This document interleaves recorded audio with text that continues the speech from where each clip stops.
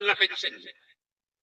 ആർക്കെങ്കിലും വേണ്ടി ഫണ്ട് പിരിച്ചാലും ആരെങ്കിലും കൊടി ചുമന്ന് ഭരണത്തിലേറ്റാനും ഭരണത്തിൽ നിന്ന് വലിച്ചിടാനും പണിയെടുത്താൽ സുരക്ഷിതമാകുന്നതല്ല വൈദ്യുതി ബോർഡിലെ പെൻഷൻ എന്ന് തലയ്ക്കകത്താൽ താമസമുള്ള ആരെങ്കിലും ഈ സ്ഥാപനത്തിൽ അവശേഷിക്കുന്നുണ്ടെങ്കിൽ, ഏതെങ്കിലും ഒരു ട്രേഡ് യൂണിയൻ നേതാവുണ്ടെങ്കിൽ, അവനിത് തിരിച്ചറിഞ്ഞില്ലെങ്കിൽ അത് അവനോടുള്ള ആത്മനിന്ദയാണ് എന്ന് ഞാൻ പറയും. കാരണം വൈദ്യുതി ബോർഡിലെ ഈ 60,000-ൽ പരുന്ന മനുഷ്യർക്ക് പെൻഷൻ കൊടുക്കേണ്ടത് KSEB limited employees master pension and gratuity trust.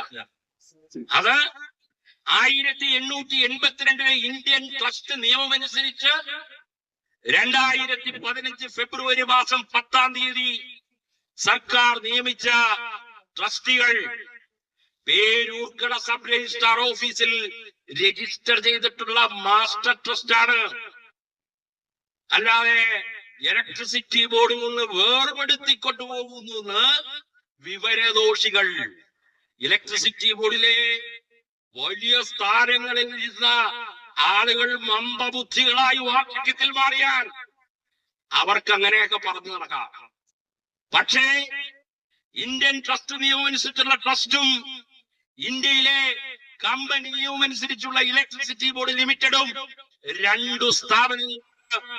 ആ മാസ്റ്റർ ട്രസ്റ്റിന് ഇലക്ട്രിസിറ്റി ബോർഡിലെ 11 ട്രേഡ് യൂണിയനുകൾ 2014 ആഗസ്റ്റ് മാസം 1 11 യൂണിയനുകളുടെ പ്രതിനിധികളായി 21 പേർ കയ്യൊപ്പിട്ട ത്രികക്ഷി കരാറിലെ ഏതെങ്കിലും ട്രേഡ് യൂണിയൻ നേതാക്കന്മാരുണ്ടെങ്കിൽ ഒന്ന് പരിശോധിക്കണം.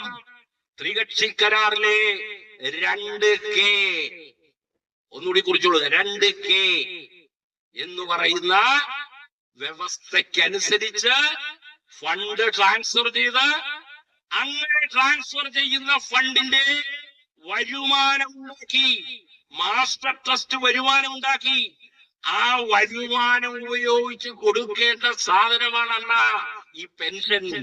അല്ലാതെ കിണ്ണാമാണ്ടി പറഞ്ഞു കിടന്നാ പോരാ. അതാണ് പെൻഷൻ. അങ്ങനെ പെൻഷൻ കൊടുക്കേണ്ടത്. അല്ലാതെ ഇലക്ട്രിസിറ്റി ബോർഡിന്റെ കാഷ് ഫ്ലോയിൽ നിന്നാണ്, ഇലക്ട്രിസിറ്റി ബോർഡിന്റെ കറന്റ് ചാർജിൽ നിന്നാണ്, ഇലക്ട്രിസിറ്റി ബോർഡിന്റെ CMD പറയുന്നത് പോലെ, NS പിള്ള പറയുന്നത് പോലെ മാസ്റ്റർ ട്രസ്റ്റ് നമുക്കെടുത്ത് പുട്ടടിക്കാം, എന്നിട്ട്